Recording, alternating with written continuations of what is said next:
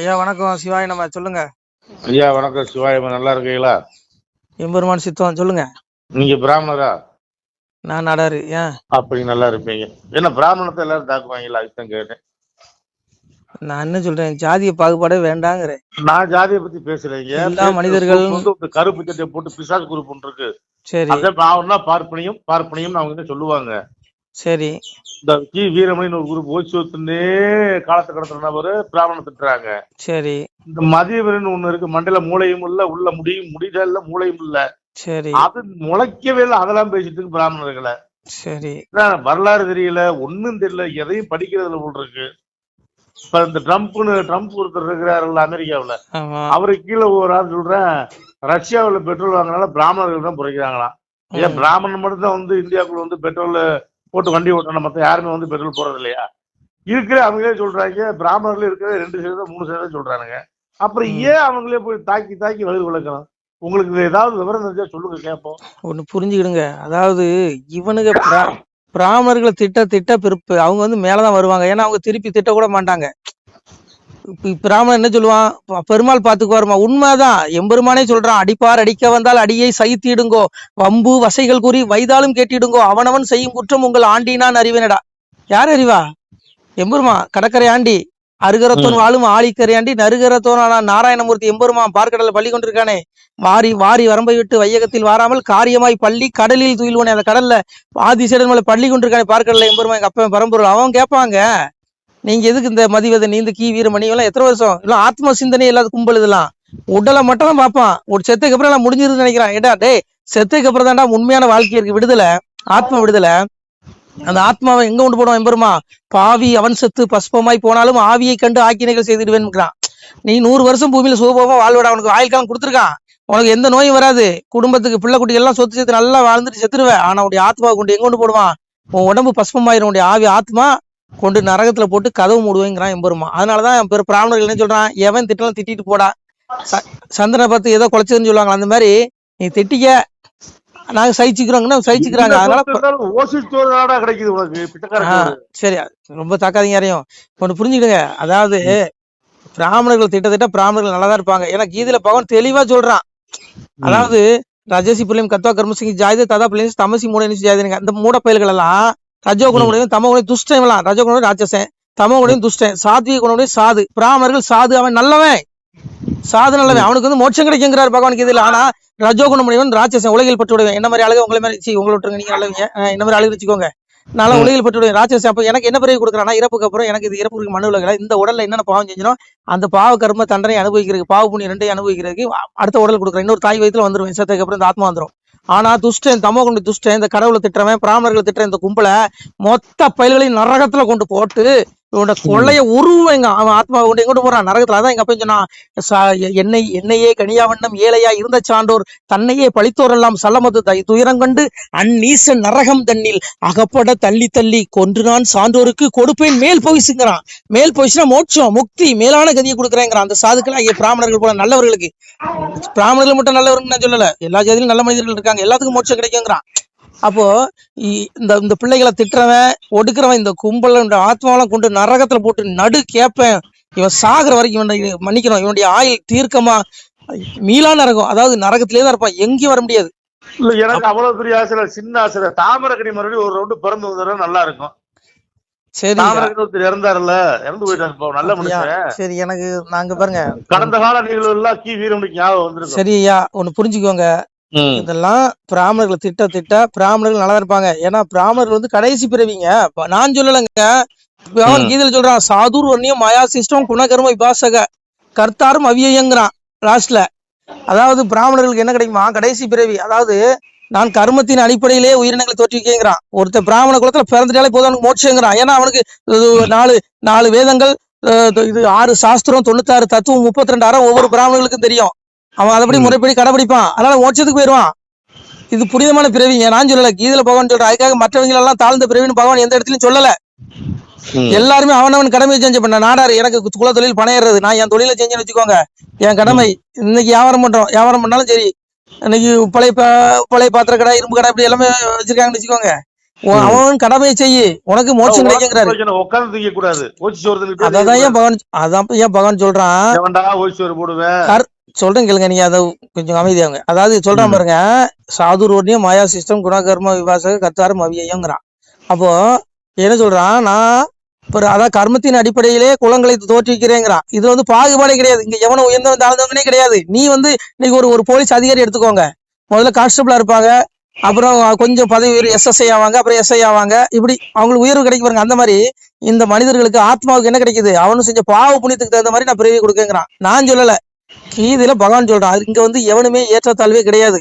அதான் அதே பகவான் சொல்றான் பாருங்க, அறிந்து பல சாதி முதல் அன்பு ஒன்றுக்குள்ளானால் பிரிந்து மிக வாழாமல் பெரியோராய் வாழ்ந்திருப்பார். எல்லா ஜாதி பிள்ளைகளும் அன்பு ஒன்றுல நீங்க ஐக்கியமானீங்கன்னா நீங்க ஒரு தாய் பெற்ற பிள்ளைகள் போல நல்லா சந்தோஷமா இருப்பீங்க. எந்த சாதி சண்டை சச்சரவு வராதுங்கிற அதே பகவான் தான் சொல்றான். அதே பரமாத்மா கிருஷ்ணன் தான் சொல்றான். அறிந்து பல சாதி முதல் அன்பு ஒன்றுக்குள்ளானால் பிரிந்து மிக வாழாமல் பெரியோர் வாழ்ந்திருப்பாருங்க. அப்போ சாதுக்கள் நல்லவர்கள், எந்த ஜாதியில இருந்தாலும் அவன் நல்லவன் தான். அவன் பிராமணனா இருந்தாலும் சரி, அவன் எந்த ஜாதியா இருந்தாலும் நல்லவன் தான். இவனுங்க வந்து வேணுனே இந்த ஓட்டுக்காக இந்த ஜாதிய பிரச்சனையை உண்டு பண்ணுவானுங்க. நீ பிராமண தலையில உதிச்சோம், பிராமணன் நீங்களும் காலில் வந்தீங்கன்னா குத்தி விடுவான். டே பகவான் எந்த இடத்துல சொல்ல, எல்லாரும் என்னுடைய பிள்ளைகள்ங்கிறான். புரியுதா உங்களுக்கு? எல்லாமே இறைவனோட குழந்தைகள் தான், எல்லாமே நான் தான் படைச்சேங்கிறான்.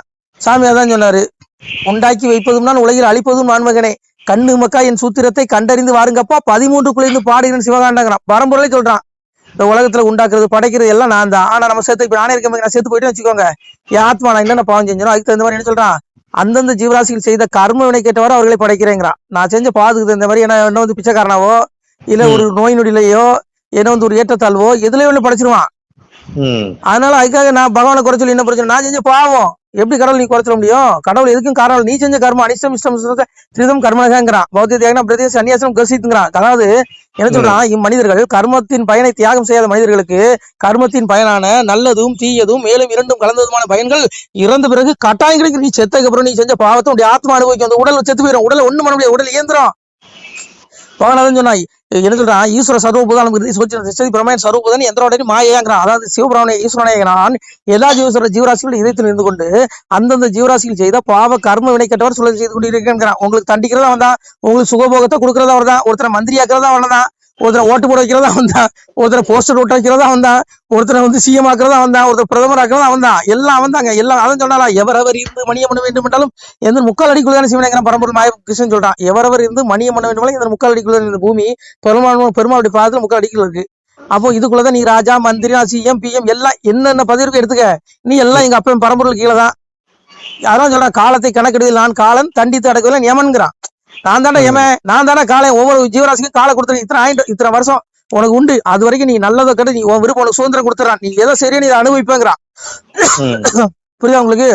எனக்கு புரியுது. அதான் சாமி சொன்னா சொல்றாரு பாருங்க, வையகத்தில் கொலை களவு மாது சூது பிறன் மோகம் செய்யாத தீவினைகள் செய்த பேர்கள் உண்டுமானால் அகில கிடங்கில் வாழுகின்ற ஆளி புழுக்கு இறையாவீர் முன்கணக்கும் பின்கணக்கும் முதற்கணக்கும் நான் கொடுத்து கணக்கை இருந்து விட்டேன், கணக்கிடம் துரத்து விட்டேன், வாழும்பள்ளி மேலவாசல் ஒன்றை அடைத்து விட்டேன், பட்டம் தனையத்தவர்களை பார சிறை வைத்துடுவேங்க. இந்த ஆத்மாவை முன்கணக்கு பின்கணக்கு எந்த கணக்கும் பார்க்க மாட்டான். அந்த துஷ்டபைல்களை இன்னைக்கு பிராமணர்கள் திட்டமா இவனுங்களெல்லாம் கொண்டு உனக்கு சங்க பிடிச்சவங்கள ஆத்மாவை உடலை பிடிக்க மாட்டான். சங்க நாள் முடிஞ்சவங்களும் எம வந்து சங்க பிடிச்சு கொண்டு போய் எம்பெருமான் என்ன பண்ணுவானா, நரகுல ஆளி கிடங்கில் வாழ்கிட்டு ஆளி புழுக்கிறார். ஆளி ஒரு பெரிய கடல் இருக்கா நரகத்துல, அந்த கடல் முழுவதும் புழுவா இருக்குமா, அந்த இடத்துல ஆத்மாவுக்கு தூக்கி வீசிடுவான் பாட்டுக்கு வந்துருவான். அது மட்டும் கிடையாது, இவனு சனாதனத்தை திட்டுவான். சனாதன தர்மத்தை திட்டத்தை சொல்றீங்களா, சனாதன தர்ம திட்டம் என்ன தண்டை அதையும் சாமி சொல்றாரு. என்ன சொல்றாரு, மனுமொழி இதுவாம் என்று மதத்துடன் பேசுவோருக்கு இனிதல்ல வீண்டான் நீட்டி ஏம்பிய பயண தன்னை குனிதவள் துர்க்கை சென்று கொண்டவள் நரகம் பூத்தி கணிதுடன் துர்க்கை வாரி கடல் திருத்தல் மாடுவலைங்க. அப்போ இவனுக்கு ஏமா வர மாட்டானா, அந்த துஷ்டவில்களுக்கு துர்க்கை போய் ஆத்மா பிடிச்சு விட்டு கடலை வீசிட்டு குளிச்சுட்டு போயிடுவான். சனாதன தர்மத்தை இந்து தர்மத்தின் நூல்களை கடவுள்களை திட்டவன் ஏமனோ அவனுக்கு இந்த தண்டனை பரம்பொருள் சொல்றாங்க. அவன் வார்த்தை பொய்யாகுமா? ஏங்க இவன் ஆத்மாவை பாக்குறது இல்லைங்க, வெறும் உடலை மட்டும் தாங்க பாக்குறது. உடல் மண்ணாகட்டியே பாக்காதீங்க, ஆத்மாவை மட்டும் பாருங்க. ஏன்னா உடல் அழிஞ்சு போயிடும், ஆத்மா அழியாது, உலகமே அழிஞ்சாலும் ஆத்மா அழியாது. ஆனா அந்த ஆத்மாவுக்கு ஆக்கினை உண்டு, தண்டனை உண்டு நரகத்துல. நான் சொல்ல பரம்பொருள் சொல்றாங்க. சாமி அதான் சொன்னா, பக்தி சோதித்தே பல நாளும் காத்திருந்த வித்திகன் இணை வந்து வேண்டார் மேல் வீடு இழந்து. அவனுக்கு மோட்ச வீடு கிடைக்காத, செத்து இறந்து தீ நரக சீல் கூட்டிலே அடைக்க கொத்தி இருந்த புழு கிழந்து வச்சுருக்க. புழு அப்படியே நெளியுமா உடம்பு ஆத்மாவில, அப்படியே ஆத்மா நரத்துவங்க போட புழு அப்படியே உடம்பெல்லாம் ஏறுமா. நினைச்சு பாருங்க, கற்பனை பண்ணி பாருங்க. இவங்கெல்லாம் தப்பே பண்ண வேண்டாம். இவங்க ஏங்க ஆத்ம சிந்தனை இவங்களுக்கு இல்லங்க. இந்த கும்பலுக்கு அதையும் முடிச்சு தும்ப புளியும் தின்று வாங்குறீங்களா? சொல்ல முடியாது. சரி தின்ட்டு போறானுங்க, விட்டுருங்க. இங்க பாருங்க, சரி ஒண்ணு புரிஞ்சுக்கோங்க. இங்க பிராமணர்கள் போன்ற நல்லவர்களை சாதுகளை எவன் திட்டானோ அவனுக்கு தண்டனை பரம்பொருள் கொடுக்குறான். நீங்க ஏங்க போட்டு கதறிட்டீங்க? விட்டுருங்க. அவங்களே கண்டுக்கிறது இல்ல. அவங்களுக்கு தெரியுங்க. அவங்க எல்லா சாஸ்திரம் படிச்சிருப்பாங்க. எவனுக்கு என்ன தண்டனை, இந்த வீரமணி திட்டுறனால வீரமணிக்கு என்ன தண்டனை, இந்த பொண்ணு அந்த என்ன மதிவதனி திட்டுறது அதுக்கு என்ன தண்டனை, எல்லாமே எம்பெருமான. ஏங்க பிராமணர்கள் ஞானம் உள்ளவருங்களே. நான் பாருங்க, சாதாரண பண்ணவருங்க. நான் யாரு, ஒரு பனையேறி குடும்பத்தில் பிறந்த எங்க அப்பா இப்பவும் பலதான் இருறாரு. நானே என்ன பாருங்க, எனக்கே இறைவன் இவ்வளவு ஞானம் கொடுத்துருக்கும் போது 96 தத்துவம் 32 அறம் 6 சாஸ்திரம் 4 வேதங்கள் கற்ற ஒரு வேதியனுக்கு எவ்வளவு ஞானம் இருக்கும். நம்ம எதுவுமே அவங்களுக்கு சொல்ல வேண்டிய இல்லைங்க. அவங்களுக்கு எல்லாம் தெரியும். அவங்க அதனாலதான் அடைச்சி போடான்னு போயிடுவாங்க. பிராமணனுக்கு ஒரே ஒரு சிந்தனை தான் இருக்கும், ஆத்ம சிந்தனை. பிரம்மத்தை வந்தவன் அவனுக்கு தெரியும் மோட்சம் அடையணுங்கிறது.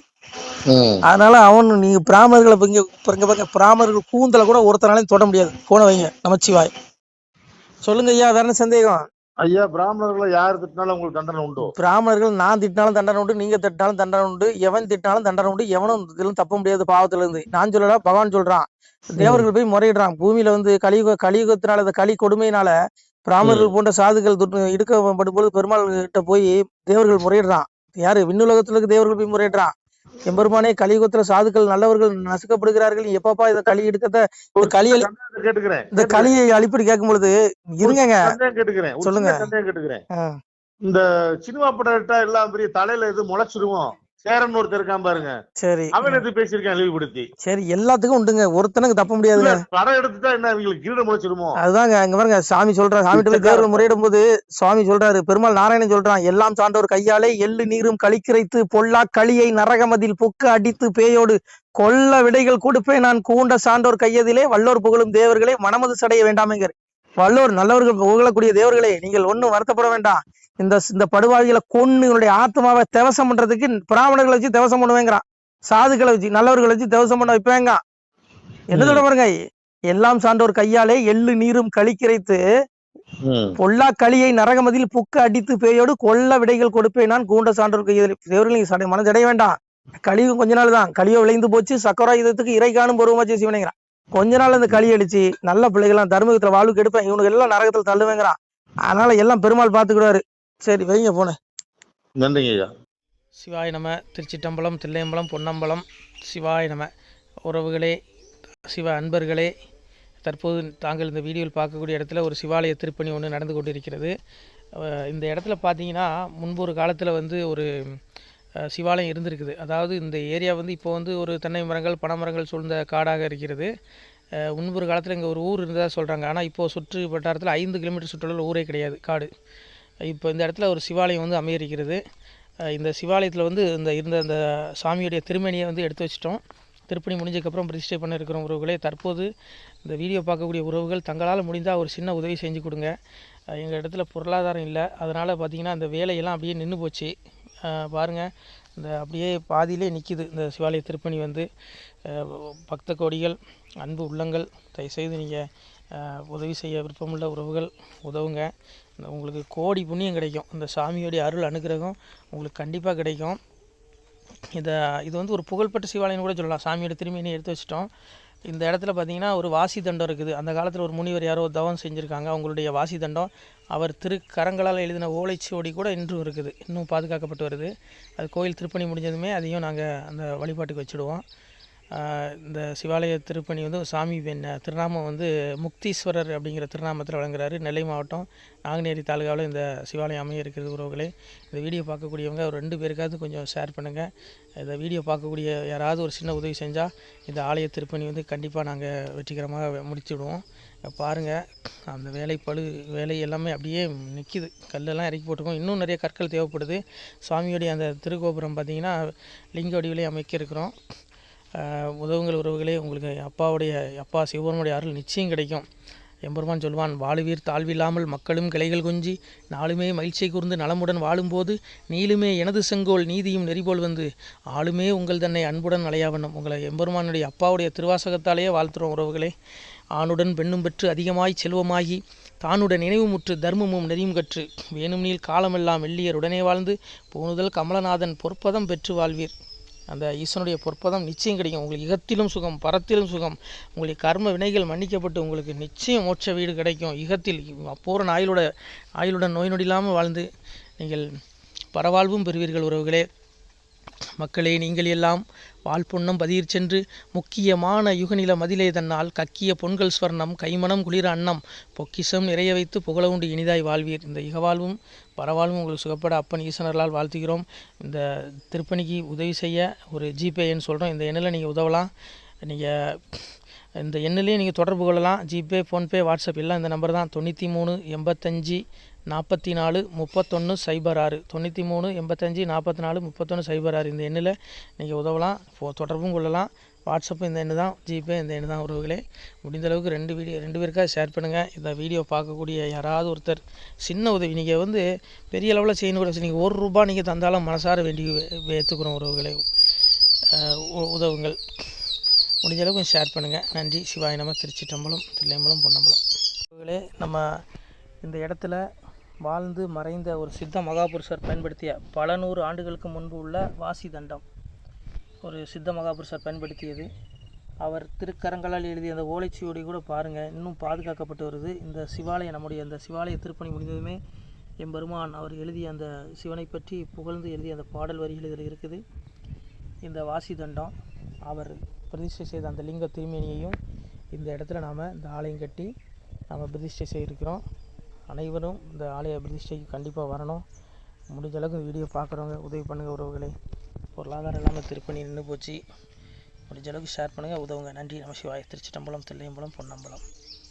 இந்த புண்ணியபலன் தங்களுக்கு உடான கூடிய வரும் உறவுகளை. நம சிவாய்.